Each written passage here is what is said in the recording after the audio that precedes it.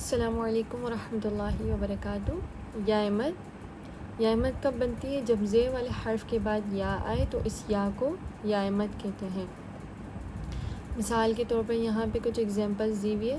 میم یا زیر می، تو یہاں پہ کیا ہے؟ یا ساکن ہے، اور یا ساکن سے پہلے والے حرف کے نیچے زیر ہے، تو یہاں پہ کیا ہو رہی ہے؟ یا مد ہو رہی ہے، یا مد بن رہی ہے۔ اسی طرح سے با یا زیر بی، واو یا زیر وی، فا یا زیر فی، ان سب میں جو یا ہے وہ یا مد ہے، اور اس کو دو حرکت کے برابر کھینچیں گے، یعنی کہ می کے بجائے می، یعنی کہ اگر آپ میم زیر می پڑھیں گے تو اس کو آپ کھینچ کر نہیں پڑھیں گے، کیونکہ حرکت زبر زیر پیش والا حرف کھینچ کر نہیں پڑھا جاتا۔ لیکن اگر یا مد ہو رہی ہے وہاں پہ، یا الف مد ہو رہا ہے وہاں پہ، تو اس کو ہم 2 کاؤنٹس کھینچ کر پڑھیں گے۔ اس کے بعد جو حرف موٹے پڑھے جاتے ہیں ان کو بھی ہم نے اسی طرح سے یا مد میں بھی موٹا ہی پڑھنا ہے۔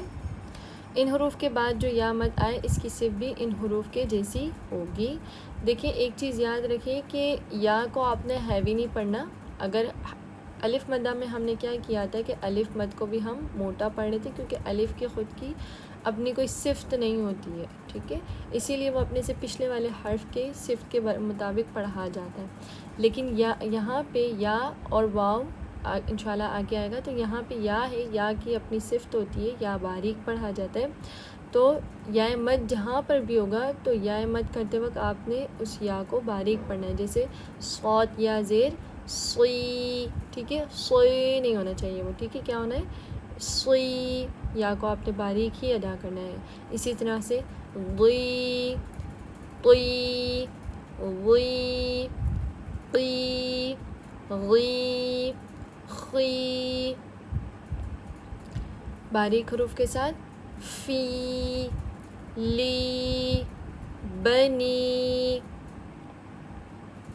دوبارہ باریک حرف کے ساتھ دینی، فیہی، فیہا، جہاں جہاں یا مد آئے گی اس کو آپ نے 2 کاؤنٹس کھینچ کر پڑھنا ہے۔